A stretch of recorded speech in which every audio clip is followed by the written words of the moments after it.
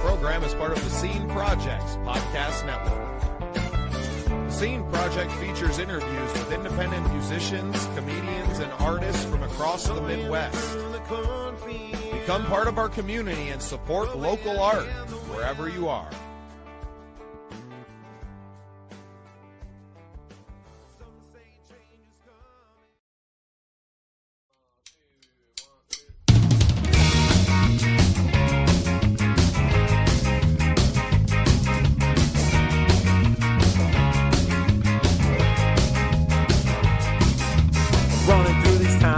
Psychedelic sounds, I leave my heart down on the ground. Since I don't have you around, I grab a bottle off the shelf and go and drink it by myself. Say you wanna talk it out, well I don't think I need your help. Think I'm better off alone. I made my home run on the road. I won't spend my lonely nights talking on the telephone. I find a girl at every show, but I will never let you know how much I regret the past and why watching you go, because hearts ain't smart, they're built for fools.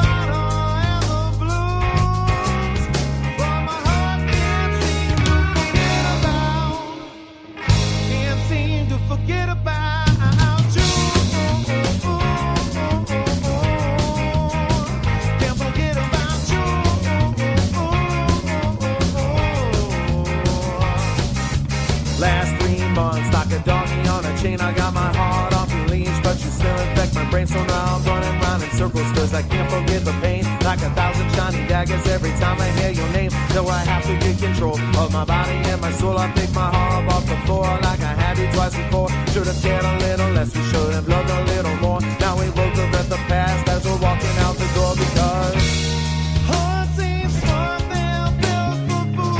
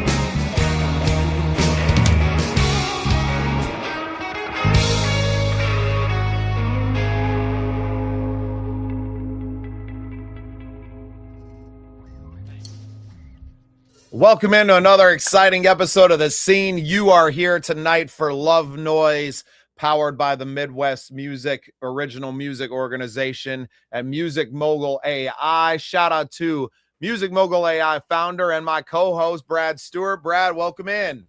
What's going on, man? Good to see you. Good to see you too. Got an opportunity to talk about this tour that we're going to be putting on tonight. Back half of the show, Manny Frazier is going to be joining us. He's got some great music he's been working on that we're going to share. But yeah, man, it's been a wild week here at the Scene Projects, and I know the same is true for you. Absolutely. Yeah, things are moving and shaking. Things are definitely happening and brewing. I love it. Yeah, well, that's how we like to keep it, right? We keep things interesting. I know a lot of people have been following along as we have been, bringing this tour to life and continue to just, add some really talented people. Shout out to our friend Canood, who you introduced me to. We featured on the show on an interview this week, rather.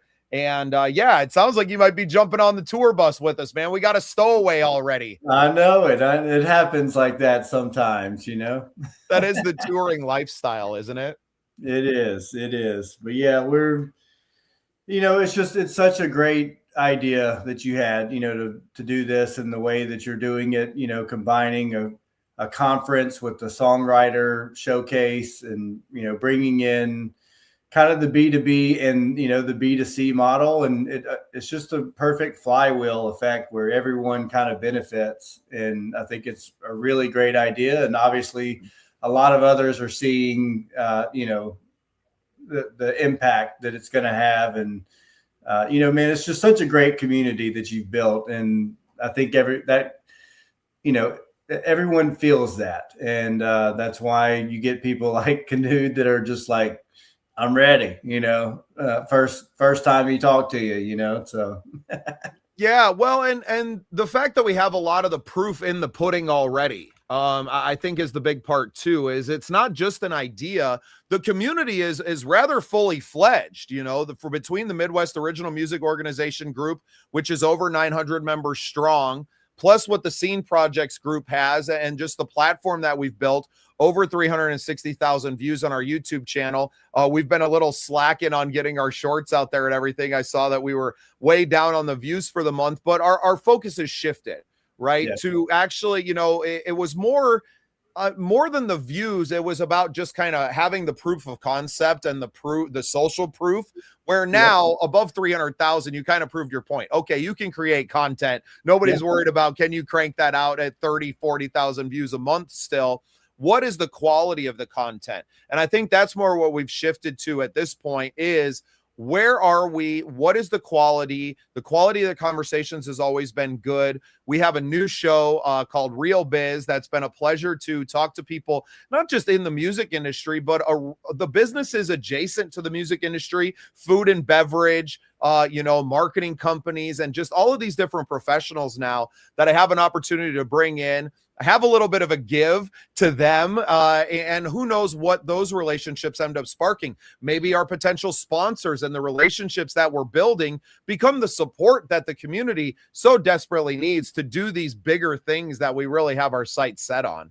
Right. Yeah, it's really a great platform and a model for strategic partnerships. That's really what it's all about. And I enjoy that. I know you do as well. And, that's creating the win-win-win for all parties involved is really, what it's all about, I think, for both of us. And that's when, things are efficient, when you're able to do that in a model. So yeah, I'm excited, man. I'm looking forward to the tour that's coming up. And I know we'll talk about that here in a minute and kind of get into some of the details, and we can update everybody on, all the latest news.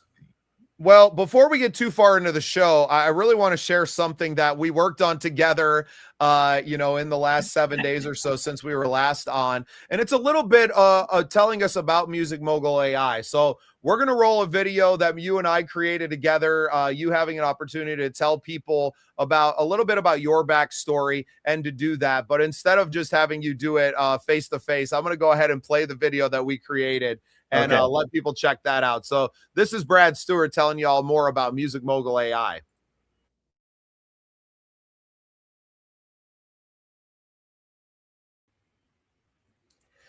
They say the music industry is open now, but if you're an independent artist or a DJ trying to scale, you know the truth. The gatekeepers didn't disappear. They just moved behind a curtain of data and consolidation. Hello. My name is Brad Stewart. I'm the founder of Music Mogul AI and Stewart Entertainment Agency.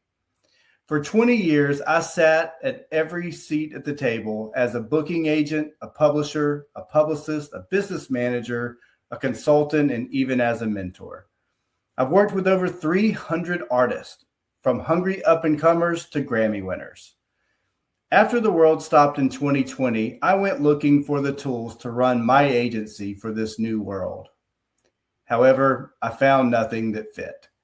Everything was fragmented. Every team was disconnected. And while the major labels were building monopolies to crush the middle class of music, the rest of us were left with spreadsheets and prayers.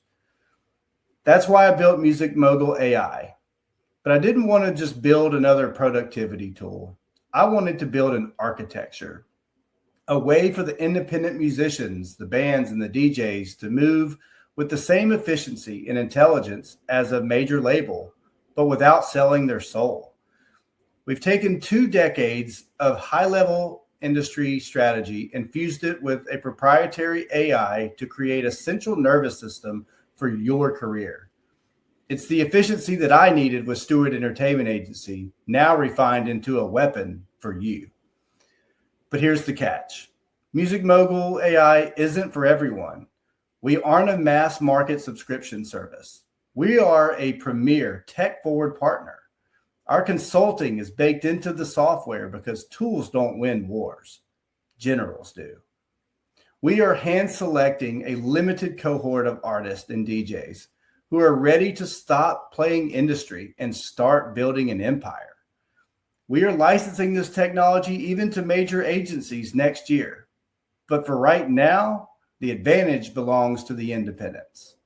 If you're tired of the fragmentation and you're ready to reclaim your time and your trajectory, click the link below, apply to join Music Mogul AI's ecosystem, and let's stop asking for a seat at the table and start building our own. I'll see you on the inside.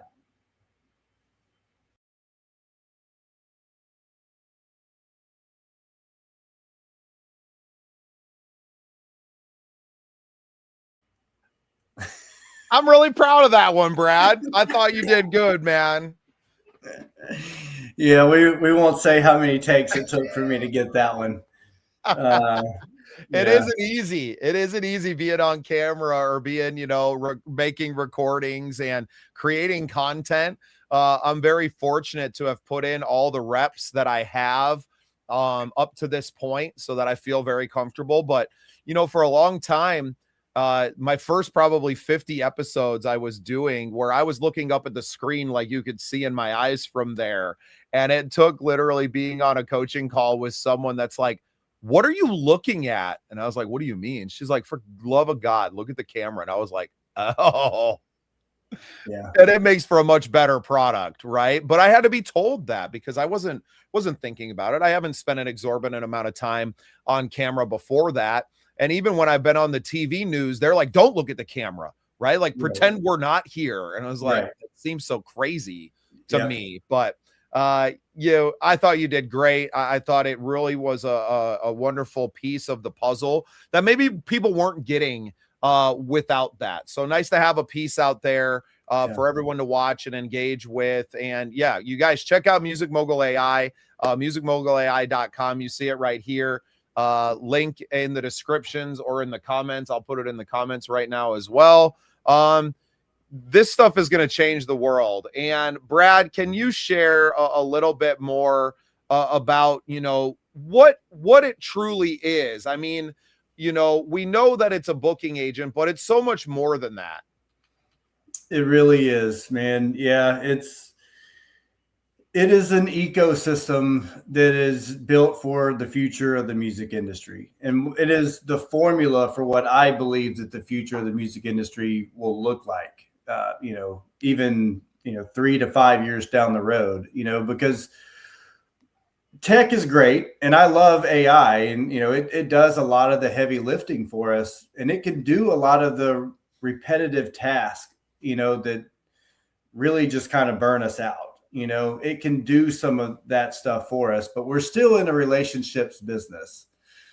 And I didn't want to just build a software. I wanted to be able to help people with my 20 plus years of, music industry experience in all these various roles that I've done. I've spent hundreds of thousands of dollars with, other artists, and I've seen a lot of their plans and I've seen a lot of systems, and I can pass on that information to help with strategies and strategic partnerships or publishing. There's just a lot of stuff that, the software might not be able to do that you still need a human. And so when you combine the consulting and or the mentorship with that software that sets up the infrastructure and the systems in place that you run and that you control, it really doesn't get any better than that, and that's when I was looking to, create this. I wanted to make something that was going to completely disrupt our industry, especially for the independent artist. And I believe we've achieved that. Is it perfect? No, but we have a lot of different features and updates that we're going to be adding to it. But, you know, in a sense, man, you're getting a booking agent, a marketing agent, and a management agent with the software. And, you know, it's way cheaper than what you would pay just the booking agent. You can essentially get all of that with the consulting for what you would pay a booking agent for. And keep in mind, if you have a booking agent and you're able to get to that point, that agent's going to have other bands on the roster. And they're going to play favorites if you're not at the top of the list. So there's a little bit of conflicts of interest, you know, when that is going on. And this eliminates that as well. So it's just like this perfect harmony. That's something that we gloss over a lot because it's something that bands who don't have booking agents don't even think about. But even if you get signed by an agency, usually that agent is representing several bands, because even 15 or 20% of a band, which most agents aren't taking that big of a cut, but even that much isn't enough for one person to survive on. Very few bands are out there making $500,000 or more a year to where a 10-15% cut of that is actually a decent living, what an agent would want to make. So you really have to understand that if you're a band that's only making between 100 and 200, that you are on a roster of maybe 5 to 10 bands, and there's only so many hours in a day. And unless that booking agent is using Music Mogul AI to make their lives easier, which right now they don't even have access to it, then they're just not going to have that really hands-on and exclusive access that you're getting with the tech software. So I think that's something that we tend to gloss over on this. Having a dedicated agent in your band that is only invested in you and what you're trying to do is so important. Yeah, like that in itself is worth at least $10,000 or $15,000, $20,000 a year just for that alone. Even if it did nothing else, you know, it would be worth that. You know, and then even if you do get on a roster, and let's just say you are, you know, kind of in the upper echelon, if the agent doesn't like your music, then they're not really selling it the way you would be selling it, you know? So I don't know. It's just, for me, I just had this epiphany when I was creating it. I was like, this is going to be awesome. Like this is going to change people's lives. And, you know, in our beta testing with the software, I've already been doing a lot of discovery calls with our early adopters. And on average, when I ask them, you know, how much time do you think this is saving you? They've all said anywhere between 10 and 20 hours a week. Thanks for tuning in, Jeremy. We would love to have you on sometime, man. Shoot me over an email. Let me see if I got it on here that you can find me at. I don't have it rolling in here, but here, let me create a banner real quick. You can check out my email. Shoot me an email. We'd love to feature you sometime. So, yeah, appreciate our fans tuning in. You guys engaging with us here. We're really excited to have more and more artists joining us. Obviously, we have our big tour coming up here soon. There's my email scrolling across the bottom, Jeremy, if you really want to be a part of it. And, oh, nice. Awesome, man. You filled out the form. Appreciate you. That means I got your info. Let me get in there. I'll find your email. We got a little time, man. You sent me some songs too, so maybe we'll feature you, at least your songs on here. If we can't get you a link to come on with us, I'm going to go find some of your music. So while I'm doing that, I want to play you guys an ad from our tour promo. This is our tour promo video. Thanks for tuning in. We're going to be right back in 90 seconds. This is the Scene Projects. This is the Songwriter Showcase. Go ahead, take your step across the Barrow County line.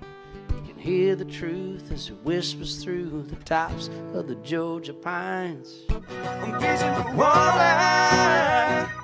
Throw that boat in before the morning light. I'm here to stay. Sliding down the driveway, swearing at the snowplow driving by. It's so easy to forget all the beauty that's there if we'd only look up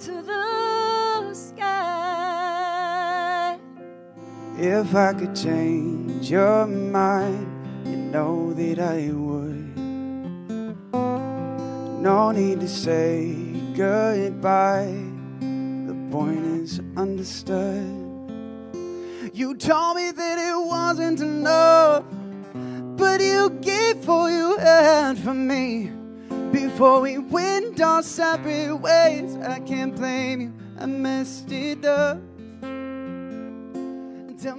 This day has been an incredible experience, not only for myself, but for everyone who entered this room.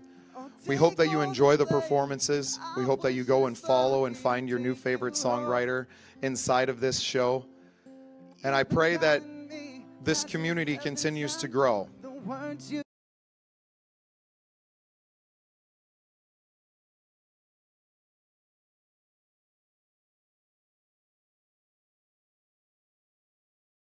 He's such a good time going out there. Jeremy, is it Kindred Melodies? Is that your platform? If it is, just let me know in the comments. I'm working on email over to you right now. Send you a link to the show. Would love to have you on, man. That's really what this show in particular is really about, is bringing these things. Awesome, man. Check your email here in just a second. I'm going to send you a link. We'll bring you in. Now, you didn't send any MP3s along with it, so we don't have any of your music, unfortunately, but maybe we can find a workaround there as well. And yeah, this is really what I've always envisioned with this show, is to have the engagement with the artist and to have this open forum where people can come in. And obviously that changes a lot with you, Brad, because you have so much knowledge and experience to offer, right? And we're moving into a different time of our thing. Jeremy, go ahead and check your email, man. I got that sent over and get you a link. And when we see you in, we'll bring you onto the show. Really growing the community is the biggest thing, and getting to go out on the tour is kind of just it's almost a little selfish on my part. Like, I like to get out of South Dakota occasionally, get out and to do some big things and to connect with people face to face, right? The internet's great. It's awesome to be able to connect on StreamYard. We haven't even had a chance to meet face to face yet, which sounds kind of wild because we talk, at least once a day, most of the times 2 or 3 usually, and we spend a lot of time on StreamYard going back and forth. But it's about connecting with people and knowing that our community and this scene is about people. So hey, man, Paul, good to see you, man. A happy belated to you, sir. We know that you're doing a lot. Paul's our good friend up there, works closely with our guy Nick Stokey, Below Zero Wrestling, but he's been a big supporter of what we've been doing here, and really appreciate you, man. Our week's been wild. It's been absolutely bananas how many things have really gone well for us. I think we're all kind of, wishing that they would go faster and that time would go faster because we're kind of in a hurry to just kind of do this thing, but everything in its right time. And I think that's what's the hardest sometimes to focus on, is that you can't force the universe to show up for you. You have to kind of be diligent, keep working your processes. And yeah, that's a big part of it. So Paul, appreciate you tuning in tonight, brother. Really enjoy having you as a part of the crew. And don't worry, I'll be putting you back to work before you know it. Paul's a video editor. And we're going to have a lot of content that we're going to be working through once this tour is over, man. So stay frosty, as they say. Absolutely. Yeah, it's going to be nuts. I do not envy anyone that's going to have to do all the editing for everything, because it's going to be nonstop. There's going to be probably terabits of hard drives, that are terabytes of hard drives that are, filled up here. You think about, we'll probably have 3-4 cameras running, capturing at least 10 hours of footage a day. Yeah. Right. That it's going to be insanity what we're actually capturing. Now, is, most of that going to be total garbage that you're not going to put anywhere? Probably, that's just kind of the nature. But I feel like if you don't go out there and just roll the tape, that you're going to miss some really good moments. And really the Right. only stuff that's not going to be live is you know, the nights in between when Chris Rowe will be driving that beautiful bus and all the rest of us will be sleeping comfortably in our bunks. Yeah, I was gonna say, and props to you, man, for the video that you played a minute ago. I thought that was very heartfelt, and the bus looks killer. I think that's going to be amazing. For everybody that is able to come on that, and we're able to kind of do that jam in the van kind of model, but on a legit tour bus, which is really next level. Right. Well, and then the bus kind of becomes a character in all of the content as well. And I think that's really cool because I mean, what's the one thing that's the one thing that everybody likes to do? Like we've all been to a concert. Some of us has been backstage. We've been on the stage, but not everyone has gotten to travel on the bus or to even be on a tour bus at all. And that's something that I found when I went down to Nashville back in November for the Josie Music Awards and was taking part in that whole process. But being on Michael Jan's bus, shout out to Angel Cars and everything that they've done for us, that it is it's an experience. And to get to give that to so many people and to record some of the episodes that we had on there with, Jasmine Kane and Alyssa Ruffin and Mike Custer and Rudy Gunn and just all of these really cool people that that joined me there, to share that experience with them and to see their eyes light up when they got on the bus. And I mean, that one was really nice, right? I mean, you're talking about the top of the coach world being on a single sleeper like that, where it was really, I mean, it's nicer than my living room at home. Like it's Right. nice Yes. and well done. So it's been a pretty incredible experience. This last 6 months of my life has been absolutely bananas, man. From PGA Tour events in Sioux Falls, interviewing Rondé Barber and Chris Carter, to everything that happened in Nashville and having that experience to share. It's just been I've been very blessed, and I don't ever take it for granted. Yeah. It's what it's all about, man. It's creating the community. And, I think you and I both love to learn and we love to help others. And, that's what it's all about. That's everything that, it's why you and I align so well on, what we're doing. And it's such a great strategic partnership, even for us, to work together, because we have the same common goals. We just kind of do it in different lanes, essentially. So. I think that's what made it an easy call for me. I mean, our first conversation where I was like, oh, this is some cool stuff you're working on.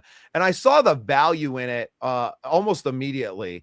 And you guys will excuse me, I'm kind of scanning for some videos, see if we can't play you guys some clips from some things that we did here. So here, I want to play you guys a clip. I'm going to load this one up here. And since we're all just kind of hanging out anyway, Manny Frazier will be here with us in a little bit, and he sent some songs that we're going to listen to. But speaking of the bus and that whole experience and being out here, I want to take a moment when this loads up to kind of share that with you all as well. And yeah, Paul, you're right, man. Time is everyone's most valuable resource, and we don't take anyone else's time for granted. I think that's the big thing with us. That's why Music Mogul AI to me is such a powerful thing, because I know what it takes to book a damn tour. I know what it's like. I know the exorbitant amount of time that I spend. So anything that can make that process easier is a freaking godsend. Yeah, that's why, like before you played the video, we were talking about how much time, it has saved, and it's not even fully functioning yet.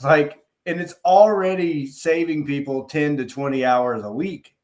That's massive. That is massive, insane, man. Even if it didn't make you any more money, if it just saved you the time, Well, time is money, right? I know that gets thrown around a lot, but I don't think people really understand the concept. I'm going to play another video. We're going to see if I can't get this link over to Jeremy and get him in, but this is just a short clip from my conversation with Rudy Gunn, who won an award at the Josie Music Awards, and then he joined me on the bus, and he's really become an awesome friend over the course of the last few months here. And So there's a little clip from the bus and what we were up to. Part of that bar at one point, so it was really, really cool to be able to accept that for them as well.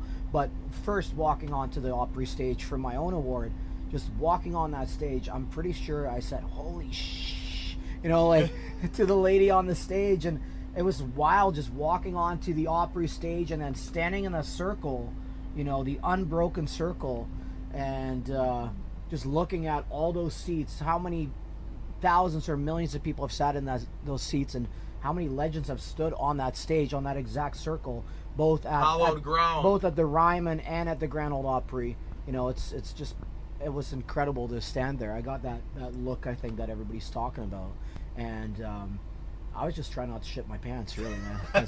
That's what it all came down to. Oh man, I just love Rudy, man. He's a great guy. Oh, look at this. I finally got the link over. To Jeremy, and Manny just jumped backstage. Let's bring on the man of the hour, and Manny Frazier. Hey man, welcome. How you doing, Bubba? I'm good. And who am I meeting for the first time? This is our co-host, Brad Stewart. So Brad, how you doing? Brad is nice to meet you. Yeah, Mogul nice to meet AI. you. Also has Stewart Entertainment Agency. He's a booking agent, manager, publicist, all the things in Nashville. So we need to talk.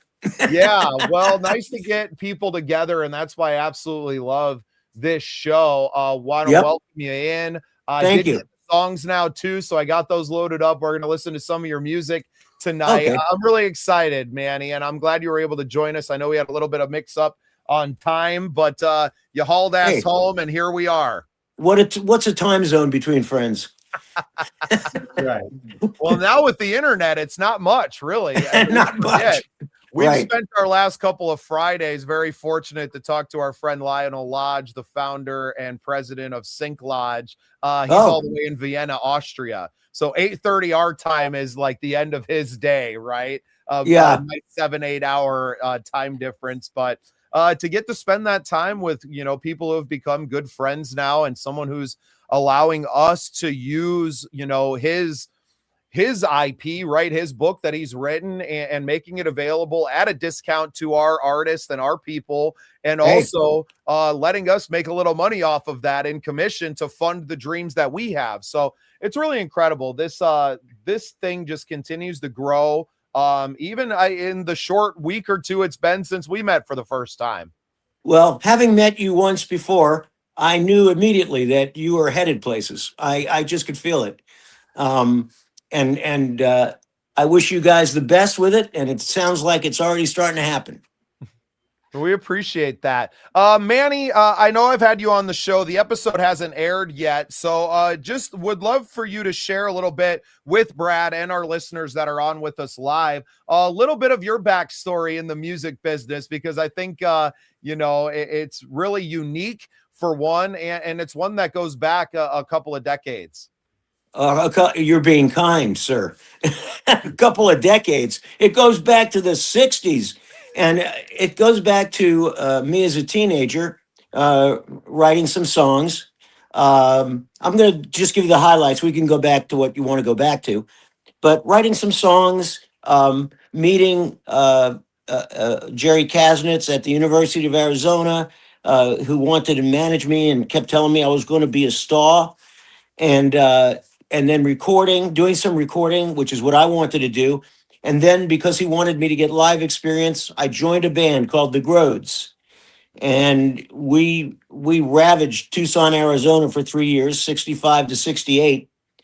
And during that time, we had put out a song of mine called Let's Talk About Girls, which I believe you've got queued up. We put that out in Tucson, and absolutely nothing happened. I didn't even pay attention to our DJ manager when he said, "Would you like so-and-so to record this?" And it was, at the time, it was a big group. I'm trying to remember their name. The Standells, Love That Dirty Water. Would you like them to record your song? I said, whatever, because I was very depressed about it. Nothing had happened even in Tucson. So he took it, and I heard that the Standells recorded it, and then I heard that they broke up, and then I figured, well, that's my life, man.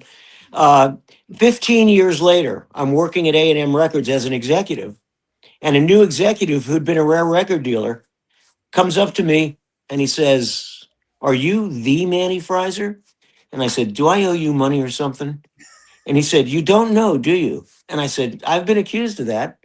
And he brought in the record the next day, and the record was Nuggets of the Psychedelic Era, which has turned out, I think Rolling Stone has listed it as the number 195th most important album of all time. It's all of the hits from the 60s. And you know how in a hits package, there's always a couple you never don't recognize. Well, mine was one of those, and it was done by a band called the Chocolate Watch Band, which was a sister band, brother band to the Standells, produced by the same guy, a guy by the name of Ed Cobb, who I later spoke with, a really nice guy. Anyway, I tried to collect money for that album and was told by two record companies. It had been released twice. I was told by both of them that it didn't sell, that Nuggets album. I said, "Then why did you release it twice?" And you know, I eventually tracked it down through an English sub publisher who said, "Hey, these guys are toying with you because even in England, I have a computer program that shows they owe you multi thousands." And it was actually the B side of a hit in the UK by a group called the Undertones.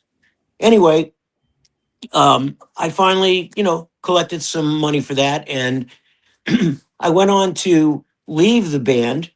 The new lead singer, Patty, and myself were kind of falling for each other, and we both wanted to go to LA. We had this dream, and we thought we had to be in LA to do it, to make hit records. And the band kind of treated the whole thing like it was a hobby band. They were more interested in being, you know, uh, one guy was a mason and had a very very big company eventually. And one guy turned out to be a pilot for American Airlines for 20 years. But at any rate, we left the band, Patty and I, and came to LA, and that's where book one ends. And I wrote a memoir in the last couple of years called Tracks in the Sands of Time, about all of this. And Tracks in the Sands of Time, Volume One, is about me from birth until Patty and I left Tucson to come to LA. Volume Two is about our adventures in LA, and that's almost done. I'm editing it now. So that's basically who I am. Oh, in the meantime, I was also a record executive for A&M Records, director of marketing administration, and I worked for Quincy Jones for 2 years as a director of marketing at his Quest record label, and where I was also a secret artist named Ian. And Ian Messenger was a subject you couldn't bring up. It was a conflict of interest, actually. I was in charge of marketing for the label, and here I was also an artist. And Quincy didn't know. Poor Quincy. He was out filming Color Purple in the wilds of North Carolina. And even, it was a pretty well kept secret. The record came out, and it came out for reasons having nothing to do with music. It was a business deal. It looked like it would be profitable. And when it came out, it went immediately on MTV. The video went on MTV, and it went on the college charts. So eventually, Ian recorded a whole album. That was a 4-song EP. And I recorded a whole album, and there's a whole story there I'm not going to get into right now. We can get into it if you want. But at any rate, I still write and record. I've got a studio right behind me, that I work at every day. And I write both songs now and some prose. Just finished a short story or a novelette. It's too long to be a short story, I'm told, and it's too short to be a novel. And it's written in the format of a screenplay, and it's a very strange story. But anyway, that's kind of about me. I do all kinds of stuff. I love creating, and I've had, you don't know what you're going to get in this business. A creative business, people start in it with no guarantees. There are no guarantees. It's not like you're going to get a degree and you're going to get a job. You don't know. It's a wing and a prayer. So what you have to do, and I'm very lucky about this, is you have to enjoy the process. and not worry so much about the end point out there in the fog somewhere. And I love the process. So I'm a very lucky guy. Words of wisdom, for sure. You couldn't have said it any better than that, man. I can't hear you right now. Oh, Are we losing? Did we lose some sound? I don't think so. Can you hear me, Manny? I can hear you, but I can't hear Brad. Oh no, I can't hear me Brad. now, or can you? Brad, quit making faces at me. I can hear you, Bubba. So, and I'm sure Brad will come back in. So a button was pushed somewhere. You know that, right? Yeah, we know that because I could hear him just fine on my end. That's you strange. can. Okay. Oh, he's back. Oh, there we go. All right, we got him. Well, got you sent me some music. Now, you mentioned one of the names of the songs. Let's talk about Girls. Now, it says by Tongues of Truth. But that's a story. So we record this record, and we were told we're finally going to go to LA and record in an LA Hollywood recording studio. I had actually recorded years earlier. My first recording ever that Kasnitz did for me was at Sunset Western, a beautiful studio. But so this is years later. So we're told we're going to a great Hollywood studio. We drive down the street, this row of just rundown buildings. I go, we must have the address wrong. Turned out we had it right. It was a rundown piece of crap. And it was called Emperor Studios. The owner and engineer and what have you was a guy named Bob Hudson, who probably won't ring a bell for you guys, but he was a legendary DJ on KFWB when KFWB did music. That's how old I am. And so Emperor recorded us, and we gave up and just had a great time and made noise. And we get back to LA. We had a job that night, had a gig at a nightclub. We speed back to LA, ruined my engine, 120 miles at 90 miles an hour. We got there in time to hear him. He said, tune in at 6. I'm going to audition your new record. And so all the Grodes got around the radio and tuned in to Daniel Gates. He was our manager and DJ and music director at the station, KTKT. And we hear him say the following, and now, here's a great new record by a mysterious group from France called the Tongues of Truth. And we go, what did he just say? We swore to kill him. We actually swore revenge on the guy. We changed it right back. So that was the only time we were the Tongues of Truth. And by the way, they started referring to us around town as the Tongues. It's got a ring to it. Doesn't it? So this is actually recorded by the Grodes then. Oh, yeah. Let me change the name on here. The Tongues of Truth, the Grodes alias the Tongues of Truth.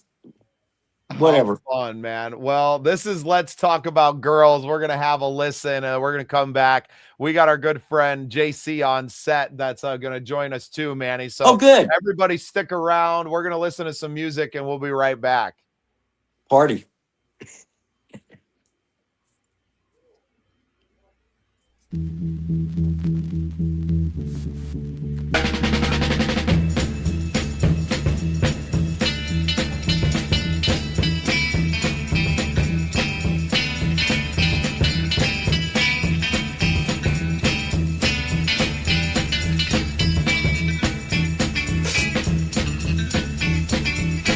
You wanna know why I'm not true?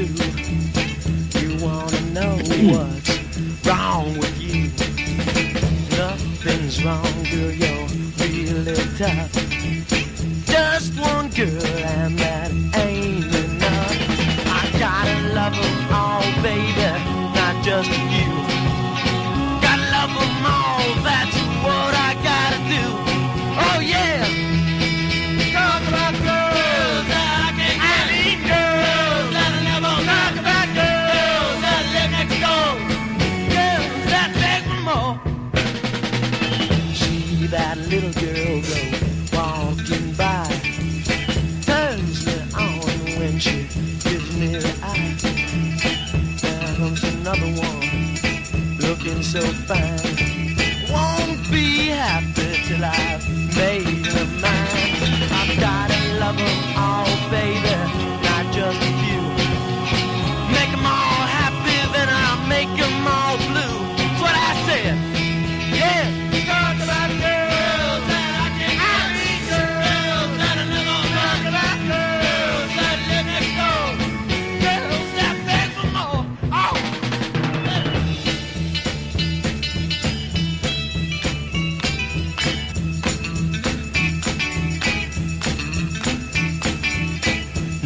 you'll cry and say don't make you sad. Oh, baby, that's just too bad. Sorry, girl, if you don't like my speed. Every little girl's got just what I need. I gotta love them all, baby, not just a few. Come here, baby, that means you too. You know what I want? Yeah. Talk about girls that I need girls that love them. Talk about girls that let me go. Girls that beg for more. Oh, yeah. Talk about girls. I need girls. Yeah, girls. Oh, what a time warp, man. So cool. That's incredible. That seemingly simple ass rock and roll song just happens to embody my whole philosophy of life. That's awesome. Well, we got a chance there. We're going to be JC on set, fellow podcaster and musician.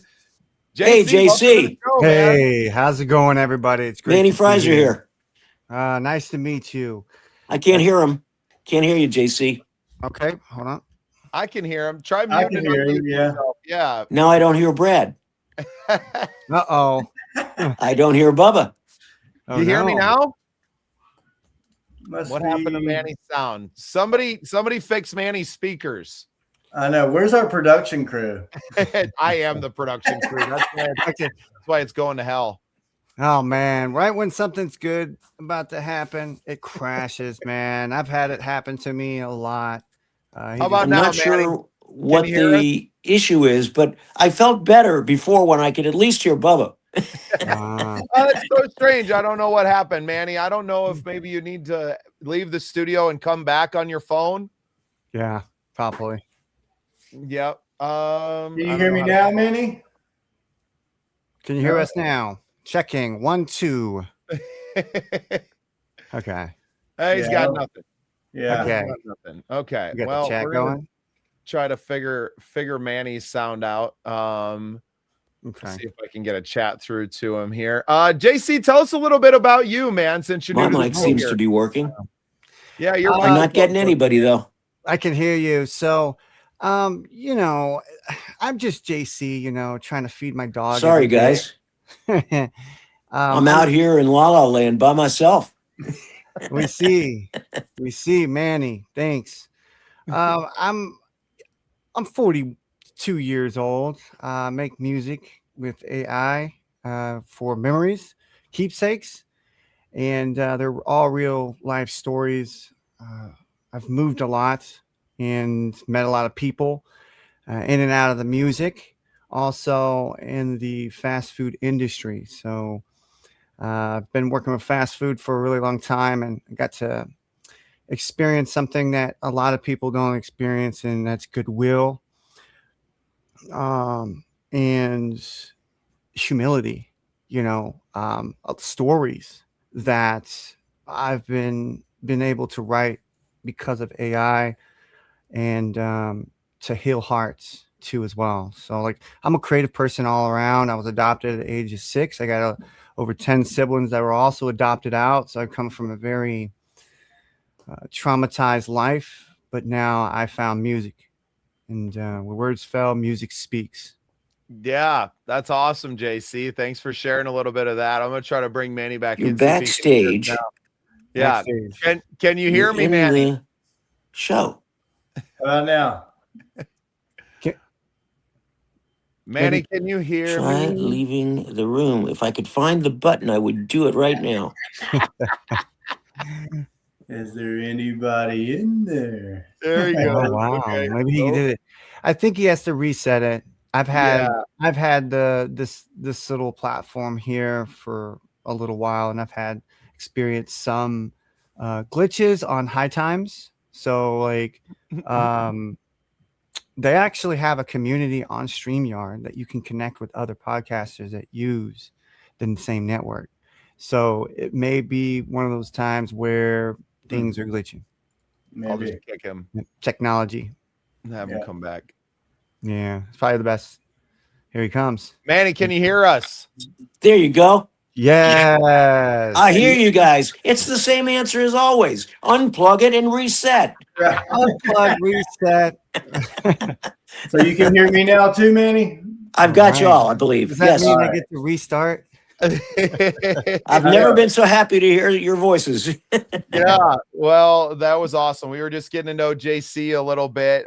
He's a new friend, follower of the Midwest Original Music Organization page. So he saw the post today, being someone who uses StreamYard himself to do his own podcasting and music stuff, that it was an easy get. Have him come in and join us today and get to meet you and just to hang out, build this community. And that's really what we're all about here, not just at Love Noise, this show, but at the Scene Projects in general. So pleasure great. to have both you gentlemen with us here tonight. I am glad to be a part of it. Me too. And congratulations on everyone's success here tonight. And thank you for letting me come into this podcast, and I appreciate it. Yeah, JC, it's a pleasure to have you, man. I feel blessed to communicate with Manny. I mean, somebody who's been in the business, since the 60s. I loved the song, Manny. What a great rock and roll tune.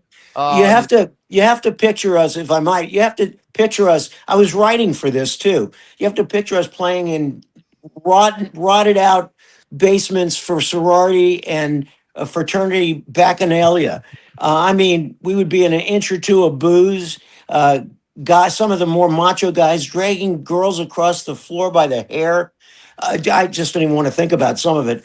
But there were more than one time that we got shorted out electrically by the booze getting into our amplifiers. And there was a dance in the Southwest. And I've come to find out it was really only popular in the Southwest. It was called the Gator. Now, I can describe it easily because the girl drops on her back and the guy gets on top of her. So it's really it's dry humping, basically, to music. So it would come time for this song and I would yell, and it was always to something like Gloria, something fast and something easy and something crazy. And I would yell, hit it for the Gator. And everybody'd be down on the floor, writhing in ecstasy. And I would always get the mic stand kicked and my microphone would get me in the teeth. It was crazy time. Yeah. I also might want to tell you about the spring formal that we played for. It was anything but formal. They only wore loincloths. It was out at a dude ranch in the desert. And fraternity brothers dressed in doctor's coats siphoned down pure alcohol from the roof. And there were rooms that just had beds. I walked into one and walked out of it.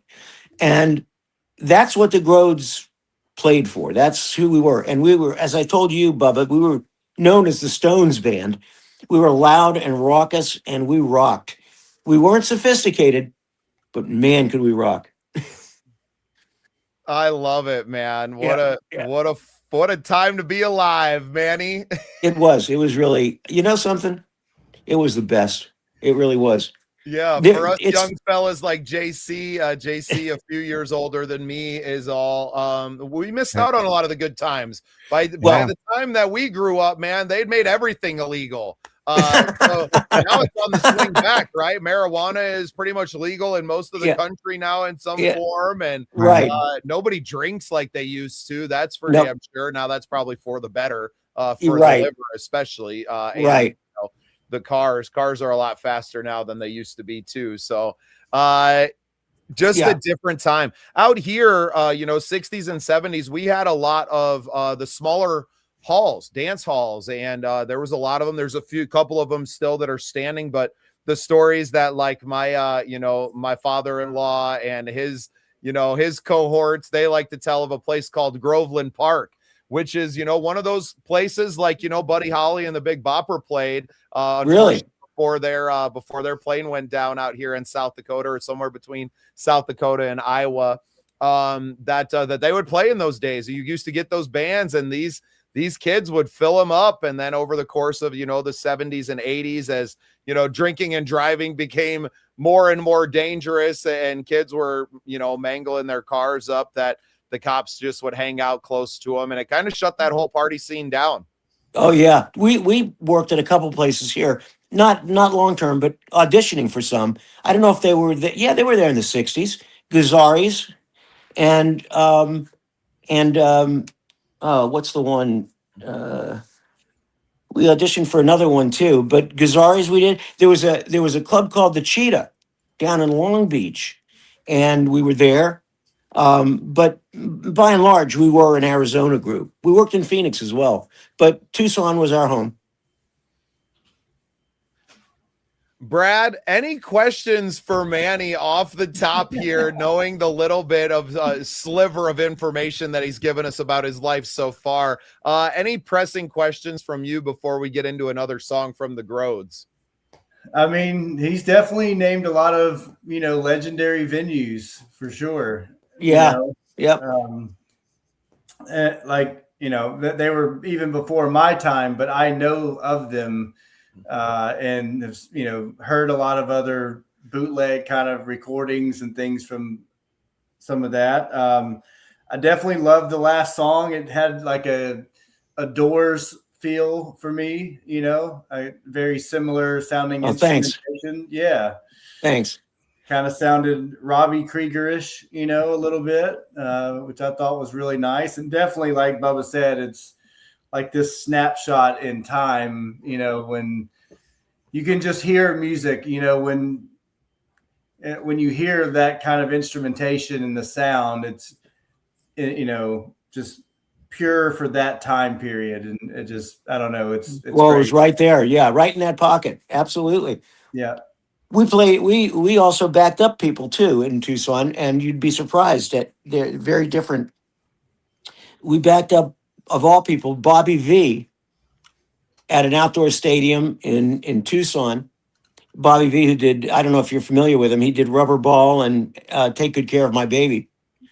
And he was supposed to send us his chord charts, but he never did. We had no idea what we were doing on that stage. There, absolutely none. But here's the catch. The kicker was that his audience was 12-year-old girls. And there were 4,000 of them screaming. He couldn't hear one mistake we were making. When I met him a couple years later, he said, "You guys were great." I go, no. Bobby? Yeah, Bobby. I said, "Bobby, you can't, you must have been listening to someone else." But yeah, and we also backed up Wilson Pickett. Nice. There was our manager DJ held a contest for the winning band to back up Wilson Pickett, and of course we were chosen before the contest started, but everybody thought it was a contest, and all these bands lined up in our we had a big vast place called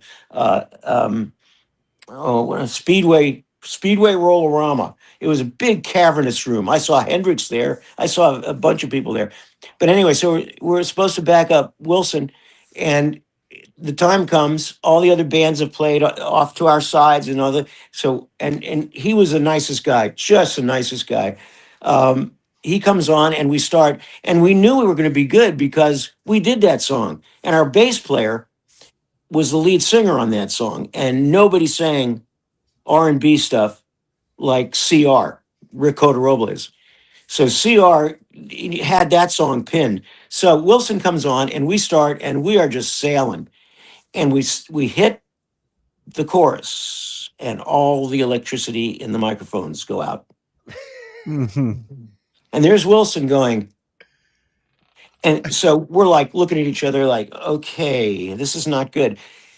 Luckily, we took a 5-minute break, found out it was a fuse somewhere. Wilson was absolutely wonderful about it. And we kicked into the song again and just nailed it and had so much fun with it. So, yeah. Wow. JC, Yeah, you got any question for Manny before we jump into the next song? I have questions for Manny. Yeah. I probably got questions for everyone, but I'm a talker, guys. I'm a talker, but at this moment, I'm enjoying your stories and thank you. Yeah, and the events that and the experiences and the music knowledge, and I'm just sucking it all in right now. I mean, like, I do you manage do you manage these artists, and how easy is it to manage like the administration back end? Well, no, I never Or was what a do you? manager. Okay.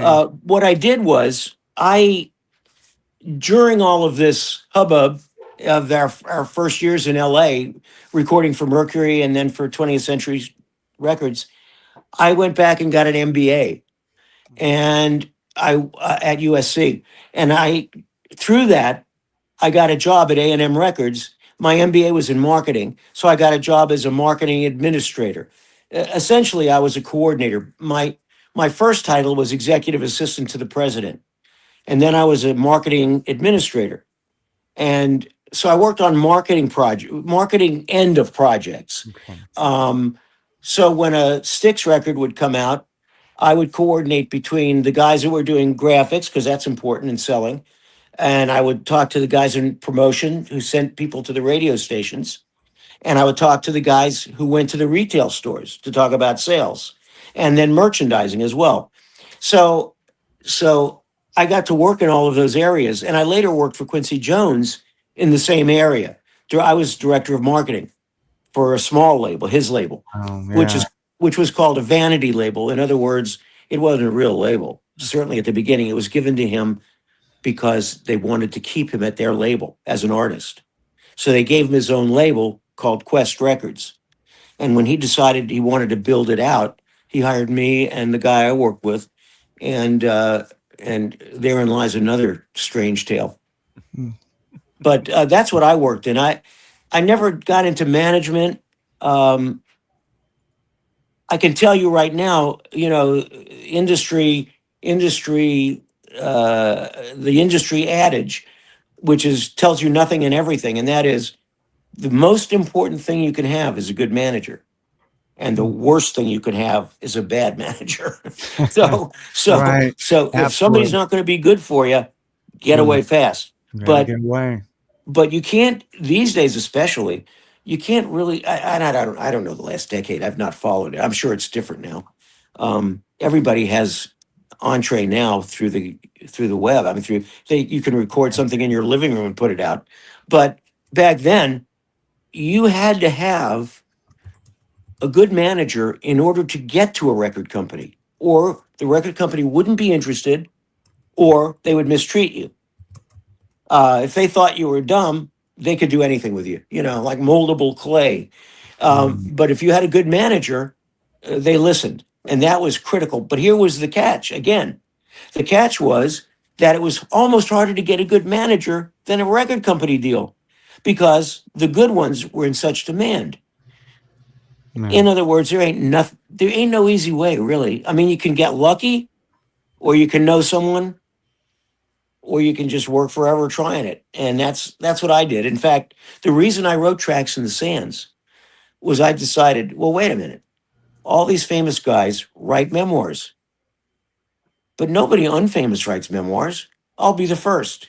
And I'm sure I'm not the first, but that's why I wanted to write it, because the adventures are all the same.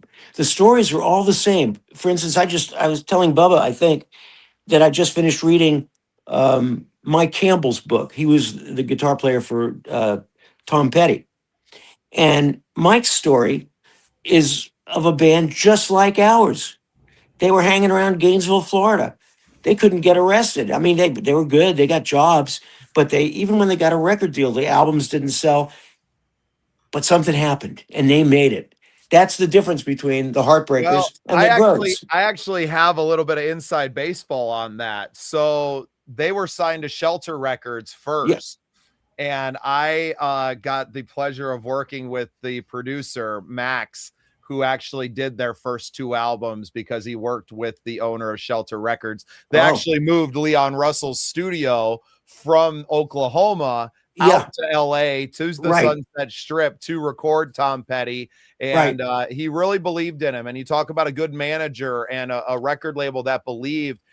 he knew he had something, and I can't remember the gentleman's name now, who owns Shelter Records, and you may have a better idea, Manny. Oh, it's on the tip of my tongue. But Leon Russell? Leon was one of his main acts, but that wasn't the actual owner. Chris.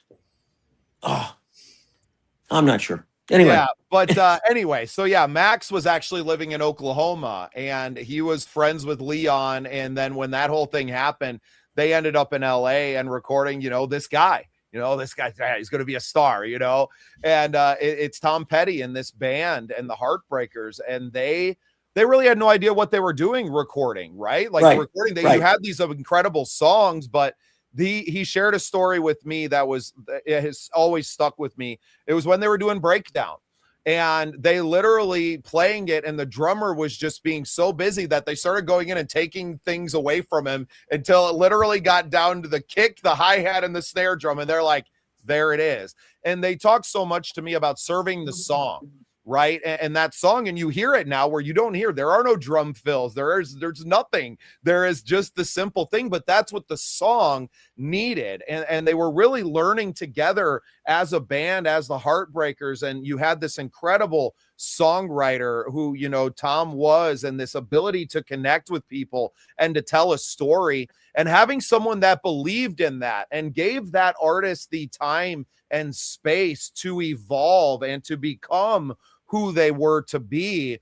And I think that goes along with the management as well, because I think it's really easy for some executive to think that they know better and to completely suffocate that creative process and take it right out of it. I mean, there's a reason people are executives or they are creative. You don't have very many people that are both, right? And now I feel like the power is coming back to the creatives, because I think a creative person can learn to be an executive, right? They can learn how to execute their life and their business, but I don't think that someone that has that analytical brain can do it vice versa. And not to talk poorly about my friend Brad here, but he talks a lot about where he is a manager and he has managed and he's very good with the analytics and dissecting all of these things. But to ask him to be creative can be very hard. Like, some people just don't have that in them, but they can still be extremely passionate about music and about art. Well, what a great insight, because Brad, you as a manager can give the ultimate gift to a group, give them the room to grow into themselves. That's what you were talking about, Bubba. I mean, that's the key. And it takes time is the problem. And it takes giving them some of their own, letting them go in their own direction. But what's really interesting is getting a band to work in service of the song, which is the key in recording. Because band guys that are just starting in the first 3-4 years of playing, they're all about hearing themselves. I mean, I've heard so many busy drummers. I mean, drummers that you really want to take their sticks away. So I really related to that, and all drummers in Tucson back then, our adage was all drummers are crazy, because they were animals. I mean, in a fun, crazy, wonderful way. But that's another story. But yeah, as a manager, that's what you've got to do is pull that creativity out of your artists and get it on record, which is a whole different thing than performing live. Oh, is it different? What do you call a drummer who broke up with his girlfriend? Homeless. What is the word? Homeless. Homeless. That's right. Exactly. I was going to say, what do you call a drummer that broke up with his girlfriend? I'd say every drummer. Yeah. You're like the norm. girls back then seemed to love drummers. They seemed to love drummers, but they also liked lead guitar players. Yeah.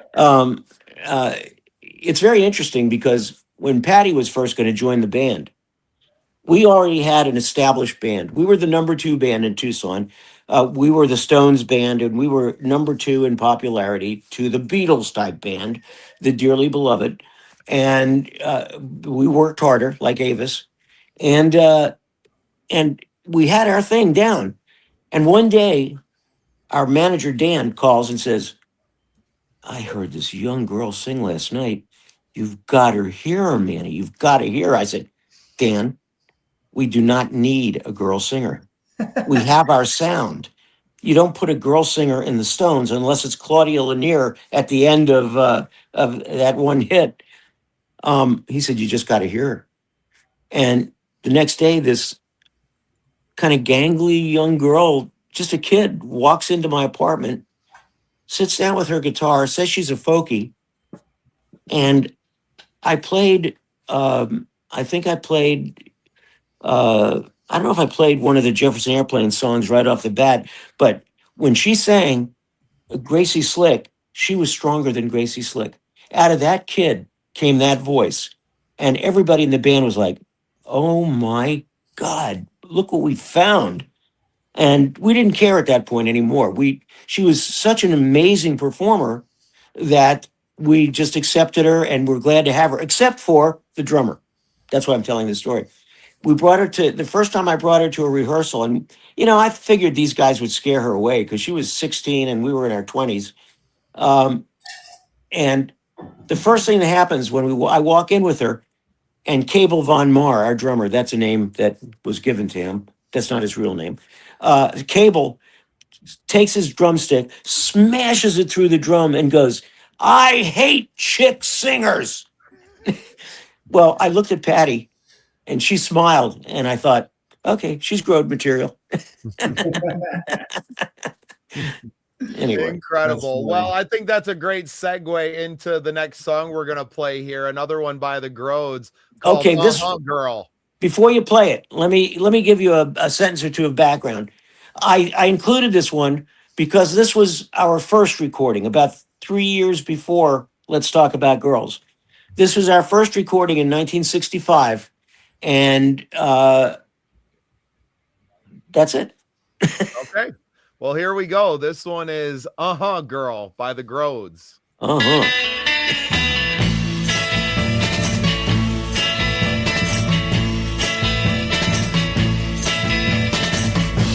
The lights are low and everyone's gone. I finally got you here all alone. Now I'm gonna love you, make you feel so fine. Then I'm gonna say, be mine.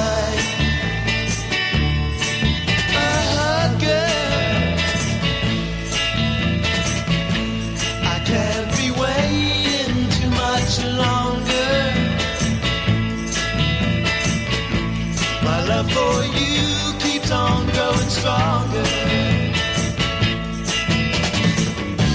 Now I'm gonna love you, make you feel so fine. Then I'm gonna say, be mine.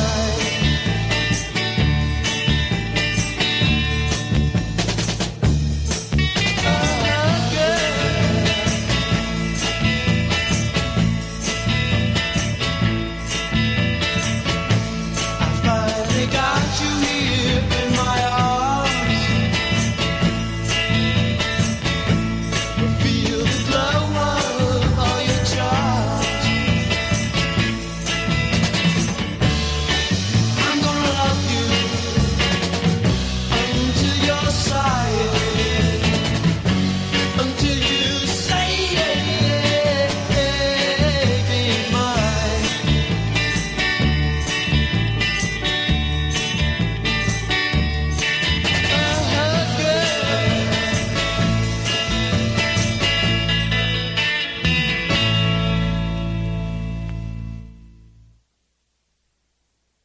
Man, that's awesome stuff, Manny. That came out. Thank you. That came out at the time when folk rock with the Byrds, the 12 strings, and all that was starting to happen. I can hear that. Yeah, right. Yeah. That's me playing the lead riff on it Nice. on my old 12 string. Yeah.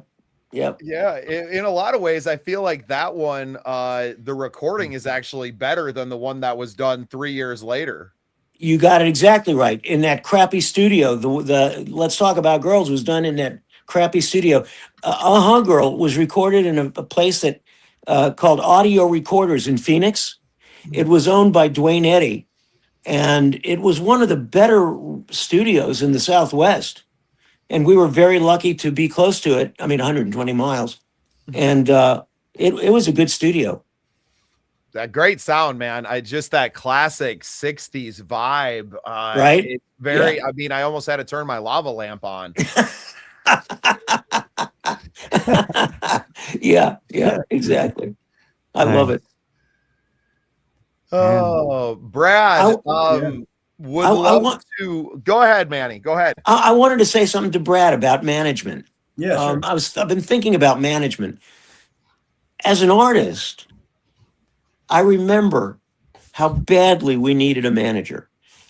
We would walk into our first record deal. I'll give you a clue. I mean, I'll give you a hint at it.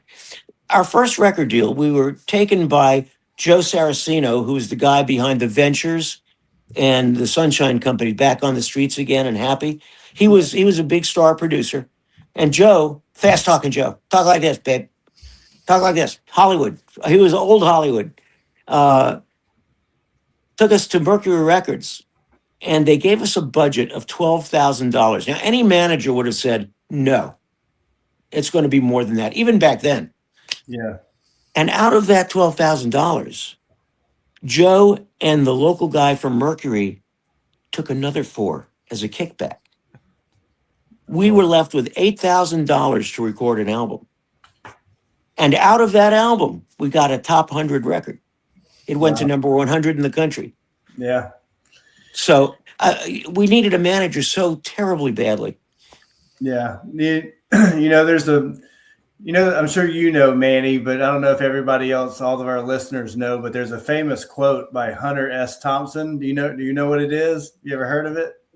Well, I know Hunter S. Thompson. What's the quote?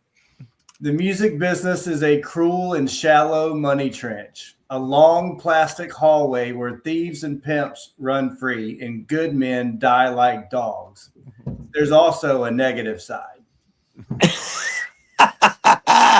I'm embarrassed and ashamed to say I don't know that quote, because that describes it better than anything I could say. When I first got into management, when I took music business in college and everything, I knew that this is what I wanted to do. And there's Donald Passman's, book, sure. like the Bible, right. For anyone. I think it may have come up in there somewhere, and that quote stuck with me for many years as I got into the business. And it's brilliant. It is in a nutshell, man. Like you said, it's when I was with a booking agency. Well, that's how I kind of first got my start, like professionally. I had been helping bands like close to home with whatever, but I didn't really start professionally until I went with a booking agency. And we were building up all of these bands. I was working with about 30 to 35 bands a year. And I was one of 3 people that did the whole US and Canada for our company. And wow, we were building up all of these bands and getting them such great work. And they were staying busy, and they would all come to us at some point and say, dude, I can't keep up with all this. I need a manager. Who do you recommend?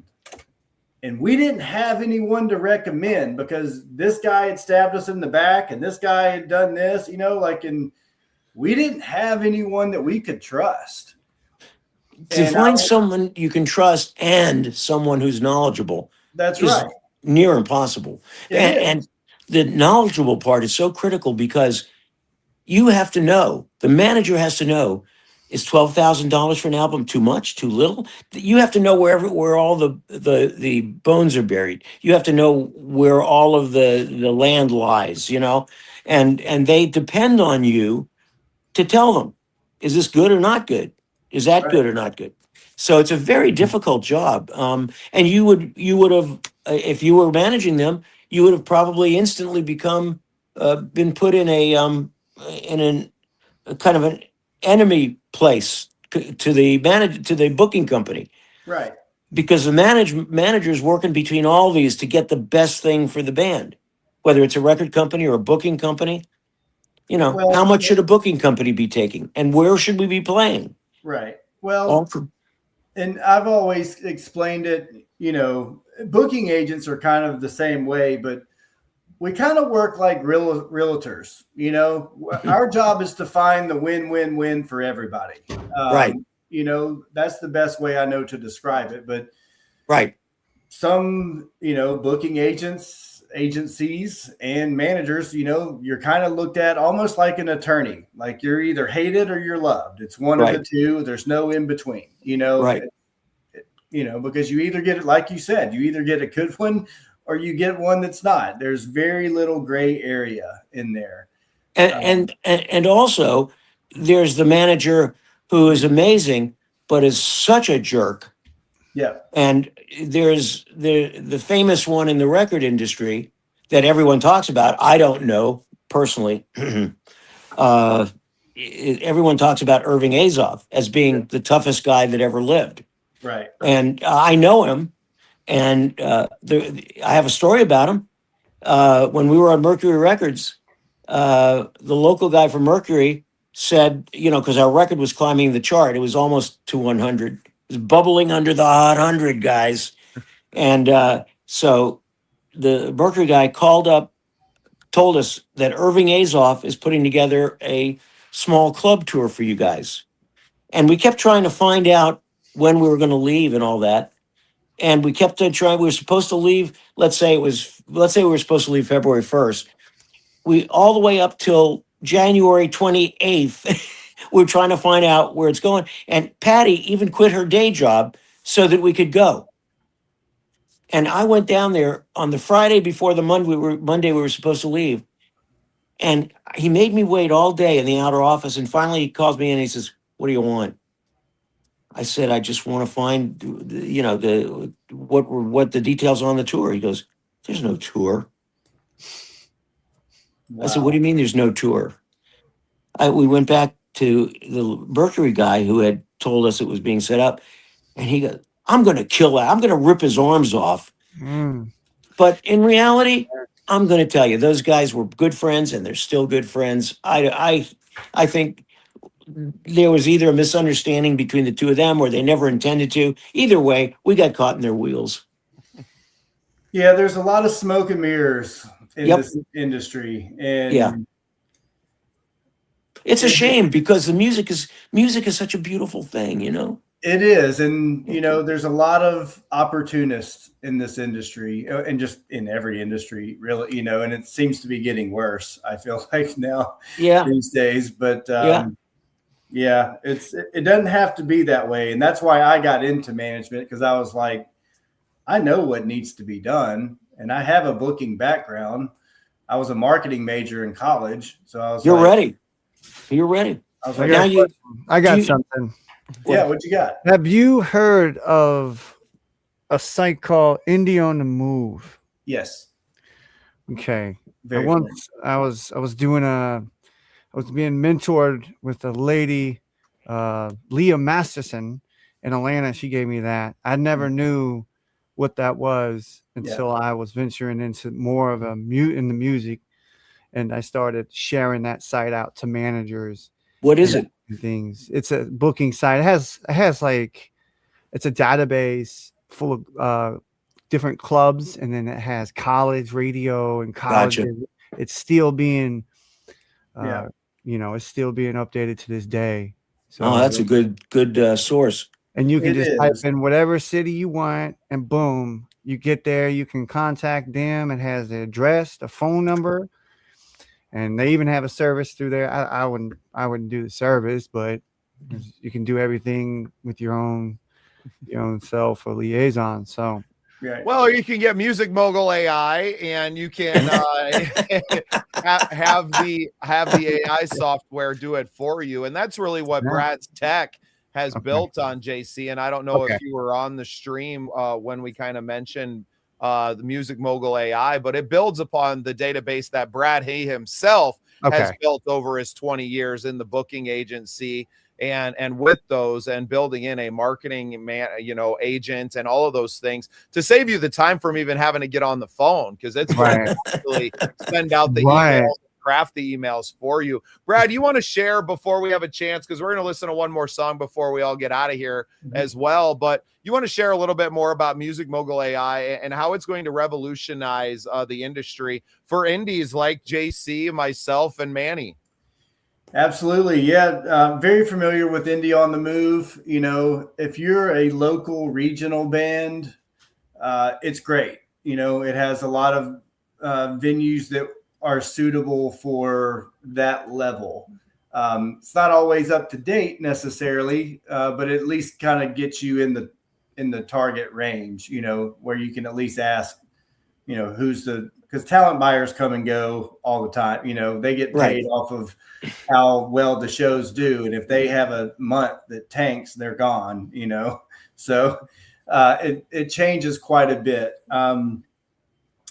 If an artist really wants to just have a database, you know, there's a couple others out there that the industry uses that are a little more accurate and that are a little higher level. If you're at that national or international touring act level, you know, I can give you the names of those if you want, but they're called Polestar and Celebrity Access. I've heard of Polestar. Yeah. Polestar is. I've known a few of those in my day. Yeah, it's you're talking my language, Bubba. By the way. Oh yeah. Let's talk about girls. Yeah, that's right. That's right. They probably would have gotten a whole nother demographic if they would have just put POLE in the name. But that ended up at one of those parties that the Grodes were playing back in the day. Know, right? You better believe it. But you know, those are two of the sites that basically every agency uses.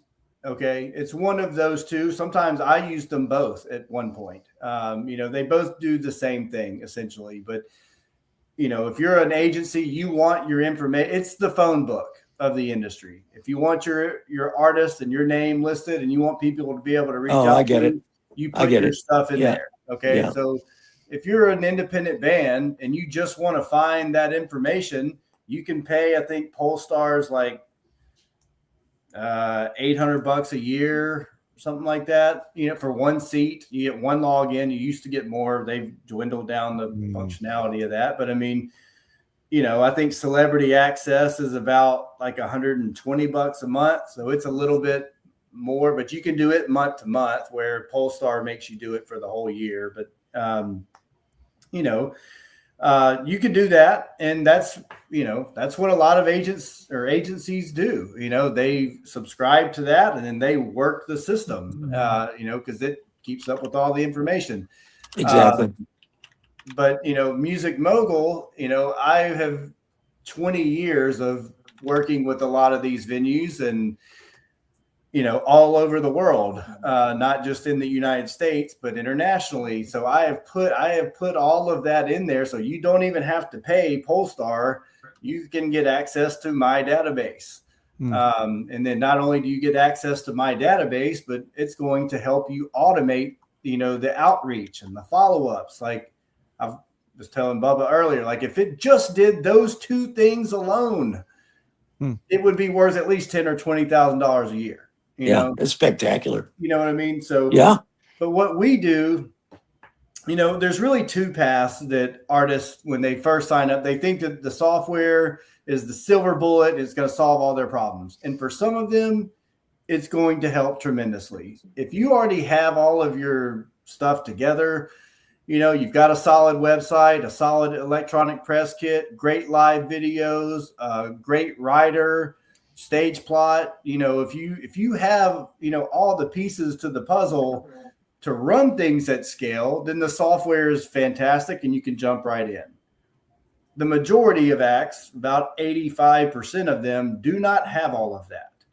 They've never had someone in the industry that does this every day, all day, tell them what they need, whether it's us booking you or you booking yourself or someone else.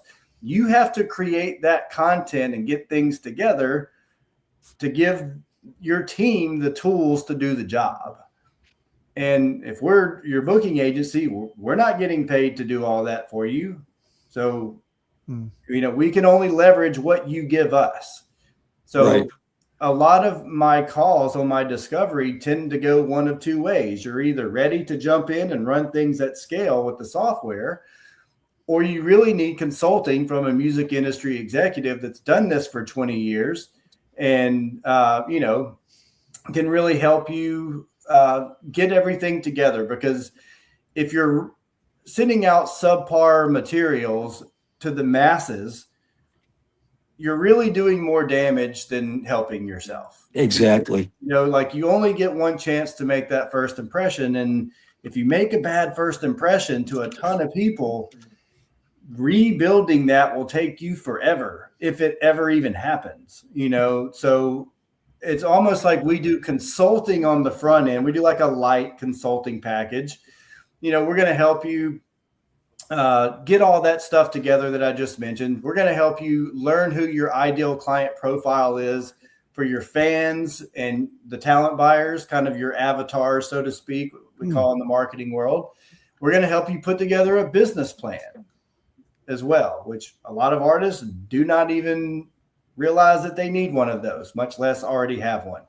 So that's what I do, is I help you put together the plan so that we can articulate the strategy to the entire team, whoever that is. Sometimes it's just the band members themselves, but we need, you know, we need a plan. Where were you when the Grodes were trying? We needed you. I was born in 78, so I don't know. Brad wasn't even a twinkle yet. Right. That's fantastic, though. That's really wonderful to create those tools for the artists. That's what they need, man. They need structure. They need a plan, you know, because once you get all of that together and everybody's on the same page with the goals that are in there, then it's just about executing. Like everybody knows their place. They know what they're supposed to do. And you just are able to articulate the plan. And when that is working, man, it is a cash register machine. Like it is just, it's a beautiful thing when you see. Well, and appearances from everything I hear, appearances are much more of a money-making industry than recordings these days. I mean, for the larger group of artists. Yeah, you might spend less now recording because you can do it at home and we can see your studio in the background there. So where the barrier has come down on the cost of recording, so also has the money that you make. Streaming doesn't pay anything. Even if you're getting millions of streams, it might equate to like $1,500, right? Like a million streams, I think they said equaled out to like $1,500 or something ridiculous. Well, that's why I look at play these days as promotion. In other words, I'd rather give it away. You are anyway. You're not getting much for it. What you're getting is attention, hopefully, and building on something that can earn money if it gets bigger. Because you're right, it doesn't earn much money there. As I said, appearances make more money for more groups these days. Yeah, I agree. And the way social media is too, as well as usage. Artists, I believe, are getting paid before they even drop their album on all social media platforms. Spotify, they're all getting paid for the usage and interactivity on the platforms, and then their fan engagement for, I guess, the fan acquisition is there. Really? So, I thought that would be only the really big groups get paid in advance.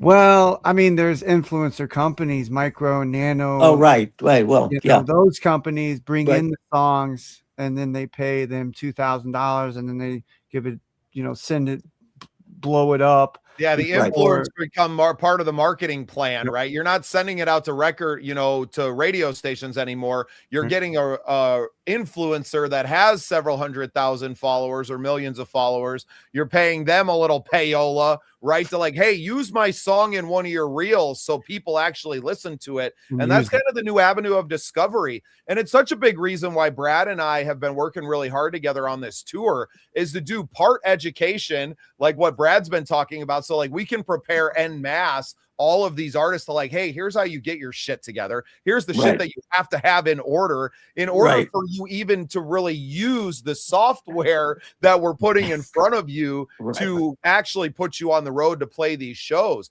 You have talent, you have songs, you have the want to, but you need a little bit of education. And not only that, but we're also delivering on the performance and the content for your discovery. And that's what's really going to come to fruition on this tour that we're doing in March, is all of those things coming together, albeit probably on a smaller scale than what we hoped it would be by this. But we already have submissions in 10 US cities, from Detroit all the way back through Texas and Dallas, Austin and Houston, New Orleans, Atlanta, Knoxville, Nashville. Like, we've had a submission, at least one, in all the markets that we have. So now it's growing those numbers up over the next month and then hitting the road to connect. And even if we only connect with a small handful of those artists, we've done something and we've accomplished some goal. Even tonight, even if it's only the four of us here having and sharing this moment, and then that going out onto the internet, if it's changed our lives simply by having these conversations, then it's been successful. How can we multiply that success to the nth degree? And Right. that's where social media and those things can really come into play to amplify that message. Yeah, I agree. Amplification, personification, getting into front of the camera, recording yourself, all those things that's structured in this framework, like, Bubba was talking about. I Yep. agree. Yep. I agree. Awesome. Yeah. We got one more song of yours that you sent Okay. me here. Yeah. Now this is a totally off the wall, different kind of thing. This is something I recorded in my home studio. You could think of it as a demo. It's kind of in a almost in a Wilson Pickett-ish kind of vein. See what you think. I don't know. Awesome. Well, yeah, this is Love Walked In, correct? Yep. Yeah. And this, what did you release this as? Just your name, or what is this under? Manny Fraser. Awesome. Just want to make sure it gets the proper attribution here. Well, thank you. Yeah, most of my stuff's on Spotify and YouTube. Yeah, well, we're gonna turn a lot of people onto this. We want to find those old Grode albums. That's what I'm interested in. Well, I we gotta go didn't buy make that old record. We didn't make any albums. Albums weren't the thing back then, It was all singles, and you made an album as an afterthought later, to fill in. But Funny how time works, Manny, because Right? it's all about singles now again. right now it's back, right? Right. Hey, you know what? You're one of the fortunate few that's hung around long enough to see the pendulum swing all the way back the other way. So Oh yeah. this is a new single from Manny, we'll call it. I know it's 10 years old now, but this is Love Walked In from Manny Fraser. Oh goodness, I've had such a blast with you tonight, Manny. Thank you. Hey, me too. It's really been fun meeting you guys too. Yeah, thank you.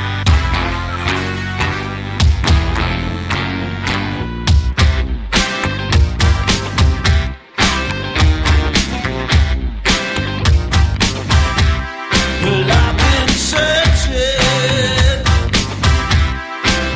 for a soul to be my mate. Well, I've been searching long and hard for a soul to be my mate.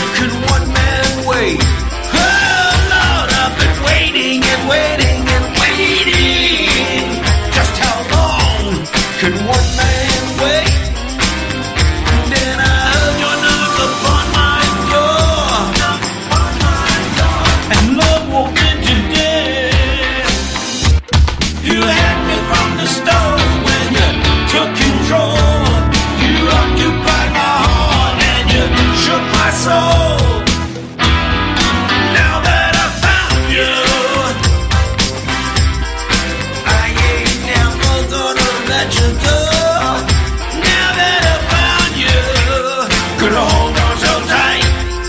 I ain't never gonna let you go. But I heard you knock upon my door. Love walked in today. Big love.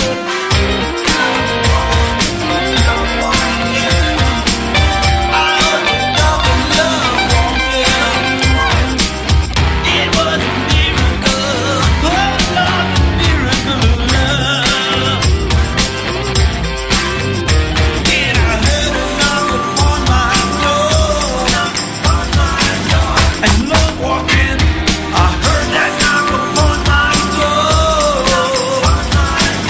And love walked in today. Love walked in. Yes, sir. Man, I Blues Brothers vibes. Paul Schlotthog said, I think they got a Joe Cocker vibe to it. I can't hear you. Oh, I heard no, you for a we did it minute, but now I again. can't hear you. Nah, we did it again. Damn it, I should have never pulled myself off the stage. Can you hear me, Brad? Yeah, I can hear you. Can you hear me? I Yeah, can- Oh, we there you can are. hear There you are. Manny. All right, I'm Now, back. now you're gone again. Yeah, You were there for a second. I was there. I'm back. I was gone. I'm back. Maybe it's me. I'm Which just one of you can I Can hear? you I can hear hear? somebody, not the other. Brad? Yeah, I can hear. Who said I did. JC did. JC, I can hear you, JC. Yeah. Are we alone? I mean, I don't know. hey, you guys, this was so much fun. And Bubba, you're the best. I appreciate you, Manny. Thank you so much for being here, sharing your music with us. Even though you can't hear me, know that I got big love for you, and I can't wait to keep working together. Are we in post-production now? Yeah, we're getting there. I can't hear anything. JC? It's been a blast sharing this time with Maybe you. you should interpret for me. Can you? I can definitely hear you. Now I can hear can't. Manny. I just pulled him off the stage. Thank you so much, Manny Fraser, for being here. JC, I appreciate you too, man. We'll have to have you back on the show with us again soon. Right. We're going to end the show and maybe hit some post-production. We'll get to share a few more moments with Manny. Thank you, everybody, for tuning in. This has been Love Noise for my co-host, Brad Stewart. We just want to say thank you for being here, and we'll see you next Wednesday. Bye, everybody. Thanks, everyone.